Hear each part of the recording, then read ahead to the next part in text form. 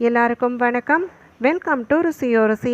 இன்றைக்கி நம்ம ருசியோ ருசி சேனலில் பார்க்க போகிறது சனிக்கிழமையோடு சேர்ந்து வரக்கூடிய காலபைரவாஷ்டமி திருநாளின் பொழுது நமக்கு ஏற்படக்கூடிய எல்லா விதமான பிரச்சனைகளிலிருந்தும் விடுபடணும், குறிப்பிட்டு கடன் தீரணும், செல்வம் பெருகணும் அப்படின்னு சொல்லும் பொழுதும், சனி பகவானால் ஏற்படக்கூடிய பாதகங்கள்லேருந்து விடுபடணும், குடும்பம் தலைக்கணும் அப்படின்னு சொன்னால் எந்த குறித்த செயல்களை கண்டிப்பாக கடைபிடிக்கணும் அப்படிங்கிறதுக்கு உண்டான எல்லா விதமான தகவல்களை பற்றி தான் நம்ம இன்றைக்கி இந்த பதிவின் மூலிமா தெரிஞ்சுக்க போகிறோம். வீடியோவை எங்கேயுமே ஸ்கிப் பண்ணாமல் பாருங்கள். அப்போ தான் எந்த ஒரு சின்ன தகவலையுமே நீங்கள் மிஸ் பண்ணாமல் தெரிஞ்சுக்க முடியும். இப்போ நம்ம ஸ்டார்ட் பண்ணிடலாம். சகல லோகங்களையும் அச்சுறுத்தி வந்த தீய சக்திகளான அரக்கர்களை அழிக்க ஈசன் எடுத்த இந்த தத்புருஷ முகத்திலிருந்து தோன்றியவர் தான் பைரவமூர்த்தி. பிரம்மனுடைய ஆணவத்தை அழிக்க ஒரு தலையை கொய்து நான்முகனா மாற்றியவர் அப்படிங்கிற பெருமையும் இவருக்கு இருக்கு.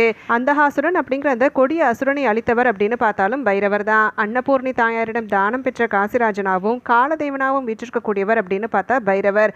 காலமெனும் யமனுடைய அதிகாரத்தை குறித்து தம்மை சரணடையக்கூடிய பக்தர்களுக்கு அபயம் அளித்து நீண்ட ஆயுள் வழங்கக்கூடிய தெய்வம் அப்படின்னு சொல்லி பார்த்தா காலபைரவர். பொதுவாகவே அஷ்டமி திதி அப்படின்னு சொல்லி எடுத்துக்கிட்டாலே அது பைரவ வழிபாட்டு உகந்த நாள். மாதத்தில் நமக்கு தேய்பிறை அஷ்டமி, வளர்பிறை அஷ்டமி அப்படின்னு சொல்லி வரும். இந்த தேய்பிறை அஷ்டமி நாட்களில் பைரவரை வணங்கி வழிபாடு மேற்கொள்ளும் பொழுது நம்மளுடைய கஷ்டங்கள் அனைத்துமே தேயும் அப்படின்னு சொல்லி நம்பப்படுது. அதுலேயும் இந்த கார்த்திகை கால பைரவாஷ்டமி அப்படின்னு சொல்லுவாங்க.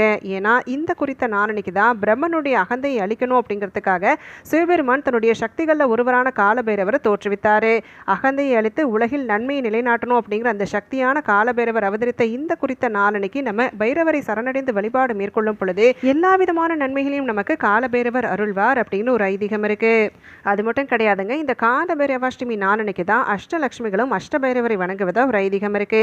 இந்த நாளன்னைக்கு ஸ்வர்ண கமல ரேகையில் அமைந்திருக்கக்கூடிய ஸ்வர்ணாகாஷ்ண பைரவ மூர்த்தியை வணங்குவது அப்படிங்கிறது நமக்கு இன்னுமே சிறப்பான பலன்களை பெற்றுத்தரும். அதுலயும் நமக்கு இந்த வருடம் வரக்கூடிய காலபைரவாஷ்டமியானது சனிக்கிழமையோடு சேர்ந்து வருது அப்படிங்கிறது இன்னுமே கூடுதலான சிறப்பு. சனிக்கிழமை நாளன்னைக்கு பிரதோஷம் வரும் பொழுது எப்படி அதை சனிமகா பிரதோஷம் அப்படின்னு சொல்றோமோ அதே போலதான் சனிக்கிழமை நாளில் வரக்கூடிய இந்த அஷ்டமியை சனிமகா அஷ்டமி அப்படின்னு சொல்லுவாங்க. நம்மளுடைய பிணிகள் அனைத்துமே தீரணும் அப்படின்னு சொல்லும் பொழுது இந்த குறித்த நாளன்னைக்கு பைரவரை வணங்கி வழிபாடு மேற்கொள்வது அப்படிங்கிறத செய்துக்கலாம். அது மட்டும் கிடையாதுங்க, கடன் பிரச்சனைகள் தீரணும், செல்வ வளம் பெருகணும் அப்படின்னு சொல்லும் பொழுதும், ராகு கேதுவால ஏற்படக்கூடிய பிரச்சனைகள் அனைத்திலிருந்தும் விடுபடணும் அப்படின்னு சொல்லும் பொழுதும் கண்டிப்பா பைரவரை சரணடைவது அப்படிங்கிறத செய்துக்கோங்க. ஏழரை சனி, அஷ்டம சனி, அர்த்தாஷ்டம சனி இப்படி எந்த விதமான சனி திசை உங்களுக்கு நடந்தாலுமே இந்த சனிமகா அஷ்டமி ஆளான காலபைரவாஷ்டமி நாளன்னைக்கு காலபைரவரை வணங்கும் பொழுது கண்டிப்பாக சனி பகவானால் ஏற்படக்கூடிய பாதகங்கள்லேருந்து விடுபட முடியும். ஏன் இவ்வளோ விதமான பிரச்சனைகளுக்கும் பைரவர் நமக்கு தீர்வு தரார் அப்படின்னு சொல்லி பார்த்தீங்கன்னா, ராகு கேதுவை முப்புரி நூலை அணிந்திருக்கக்கூடியவர் அப்படின்னு பார்த்தா இந்த பைரவமூர்த்தி. 64 வகையான பைரவ மூர்த்தங்களில் அஷ்டபைரவர் மட்டுமே பக்தர்களால் அதிகம் வணங்கப்படக்கூடிய ஒன்று. இன்னும் நம்மளுடைய வாழ்க்கையில் எதுவுமே இல்லை அப்படின்னு சொல்லி தவிக்கக்கூடியவங்க, எப்படியாவது நம்ம கரையேறணும் அப்படின்னு சொல்லி யோசிக்கக்கூடியவங்க பைரவரை இந்த குறித்த நாளன்னைக்கு வணங்கலாம். ஏன்னா பைரவருடைய உடல்ல 9 கோள்களும் 12 ராசிகளும் 27 நட்சத்திரங்களும் 64 யோகினிகளும் அமைந்திருப்பதா புராணங்கள்ல சொல்லப்பட்டிருக்கு. காலத்தை நிர்வகிக்கக்கூடிய இவரிடமிருந்து தான் திருவாக்கியமும் திருக்கணித பஞ்சாங்கமும் உருவானதா சொல்லப்படுது. சகல சிவாலயங்களையும் காவல் தெய்வம் அப்படின்னு சொல்லி பார்த்தா பைரவரை தான் சொல்வாங்க. இரவு நடை சாத்தும் பொழுது மொத்த கோவிலினுடைய பாதுகாப்பும் திறவுகோலும் இவரிடமே ஒப்படைக்கப்படுவதாகவும் சொல்லப்படுது. சிவன் சொத்து அனைத்துக்குமே இவரே காவலாளி அப்படிங்கிறதும் நம்மள நிறைய பேருக்கு தெரியும். பைரவரை வழிபடாம சிவ வழிபாடு முழுமை பெறாது அப்படின்னு சொல்லுவாங்க. மறுபிறவி இல்லாத பெருவாழ்வு பேரணும் அப்படின்னு சொல்லும் பொழுதும் அதுக்கு அருள் புரியக்கூடியவர் தான் காலபைரவர். இப்படி பைரவருக்கு உண்டான சிறப்பம்சங்களை நம்ம அடுக்கடுக்கா சொல்லிக்கிட்டே போகலாம். நமக்கு பதிவே ரொம்ப நீளமா போயிடும். அத்தனை சிறப்புகளை தாங்கியிருக்கக்கூடிய பைரவருக்கு உகந்த காலபைரவாஷ்டமி நாளான நாளைய தினம் இப்ப நான் சொல்லக்கூடிய எளிமையான இந்த விஷயங்களை செய்தாலே போதும், எல்லா விதமான பிரச்சனைகள், குடும்ப ஒற்றுமை பலப்படணும், கடன் தீரணும், செல்வம் பெருகணும், வாழ்க்கையில முன்னேற்றம் வேணும், இனி என்னெல்லாம் உங்களுக்கு பிரச்சனைகள் இருக்கும், நோய் தீரணும், எதுவா இருந்தாலுமே அதை முன்னிலைப்படுத்தி நீங்க செய்யக்கூடிய நாளைய தின வழிபாடு நிச்சயமான பலன்களை பெற்றுத்தரும். காலையில் விடுந்ததுமே எழுந்ததுக்கு அப்புறமா நல்லா குளிச்சு முடிச்சுட்டு வீட்டில் சிவபெருமான் பார்வதி தேவி தாயாருடைய படம் இருந்தாலும் சரி, இல்லை ஸ்வர்ணாகாஷ்ண பைரவருடைய படம் இருந்தாலும் சரி, அந்த படத்திற்கு முன்பாக விளக்கேற்றி வைத்து அந்த திருவுருவ படத்திற்கு சிவப்பு நிற மலர்களை அணிவிப்பது அப்படிங்கிறத செய்திருங்க. இது மட்டும் இல்லாமல் இப்போ நான் சொல்லக்கூடிய இந்த ஒரு மந்திரத்தை நாளைய தினம் நீங்கள் 27 முறை காலை மாலை 2 வேளையுமே பக்தி ஸ்ரத்தையோடு சொல்லும் பொழுது நிச்சயமான பலன்கள் உங்களுக்காக காத்துட்ருக்கு. ஓம் சூலஹஸ்தாய வித்மகே ஸ்வானவாகாய தீமகி தன்னோ பைரவ பிரசோதியாத் அப்படிங்கிற இந்த மந்திரத்தை 27 முறை சொல்லும் பொழுது நமக்கு ஏற்படக்கூடிய எல்லா விதமான தீவினைகளும் விலகும்.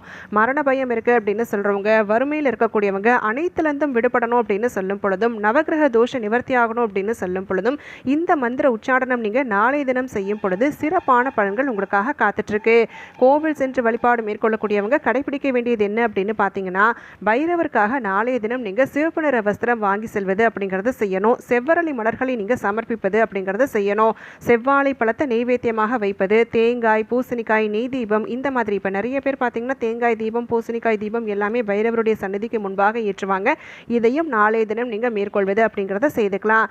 இந்த குறிப்பிட்ட தீப வழிபாடு, தேங்காய் பூசணிக்காய் தீப வழிபாடு மேற்கொண்டீங்க அப்படின்னு சொன்னாலே கண்டிப்பாக துன்பங்கள் அனைத்திலிருந்தும் நீங்கி இன்பம் பெருகுவதற்குண்டான அருள் கிடைக்கப்பெறும். அது மட்டும் இல்லாமல் தீமை விளைவிக்கக்கூடிய துரோகிகளுடைய சிந்தனை அனைத்துமே மட்டுப்படணும் அப்படின்னு சொல்லும் பொழுது கண்டிப்பாக இந்த தேங்காய் இல்லைனா பூசணிக்காய் தீப வழிபாட்டை மேற்கொள்வது அப்படிங்கிறத செய்துக்கோங்க.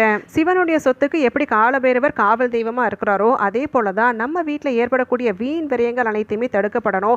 செல்வம் கொள்ளை போகாமல் இருக்கணும் அப்படின்னு சொல்லும் பொழுதும், அந்த செல்வத்தால் நமக்கு மகிழ்ச்சி அடையணும் அப்படின்னு சொல்லும் பொழுதும் கண்டிப்பாக பைரவமூர்த்தி நமக்கு துணை புரிவார். அது மட்டும் இல்லாமல் எதிரிகளால் ஏற்படக்கூடிய பிரச்சனைகள், இப்போ யாராவது வம்பு வழக்குகளில் உங்களை இழுத்து விட்டுருக்காங்க, அதுலேருந்து நீங்கள் விடுபடணும் அப்படின்னு சொல்லும் பொழுதும் கண்டிப்பாக பைரவ வழிபாடு நிச்சயமான பலன்களை பெற்றுத்தரும்.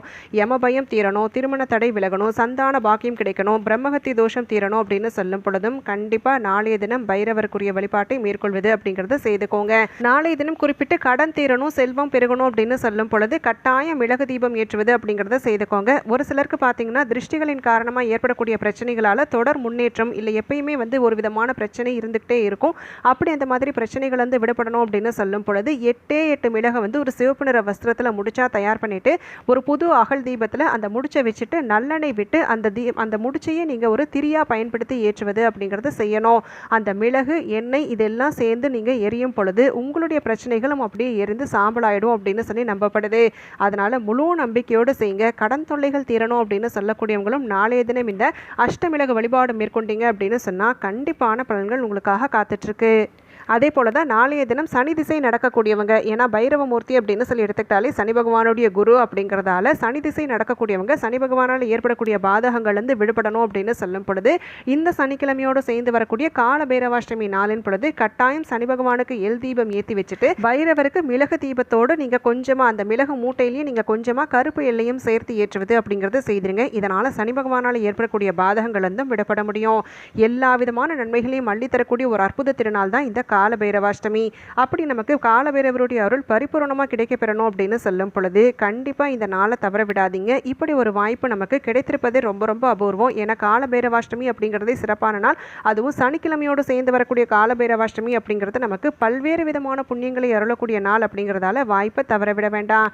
இப்போ நம்ம இந்த பதிவின் மூலயமா கால பைரவாஷ்டமியினுடைய சிறப்புகளை பற்றியும் சனிக்கிழமையோடு இணைந்து வரக்கூடிய கால பைரவாஷ்டமி நாளின் பொழுது எல்லா விதமான பிரச்சனைகளிலிருந்தும் ஒருவர் விடுபடணும் அப்படின்னு சொல்லும் பொழுது கண்டிப்பாக இந்த நாளன்னைக்கு மேற்கொள்ளக்கூடிய வழிபாடு நிச்சயமான பலன்களை பெற்றுத்தரும் அப்படிங்கிறதால பதிவில் சொன்ன விஷயங்கள் அனைத்தையுமே முறையாக கடைபிடித்து எல்லா விதமான நன்மைகளையும் பெற்று நல்ல ஒரு சிறப்பான சந்தோஷமான செல்வ வளமான வாழ்க்கையை வாழணும் அப்படின்னு சொல்லி நானும் உங்களுக்காக மனதார வேண்டிக்கிறேன்.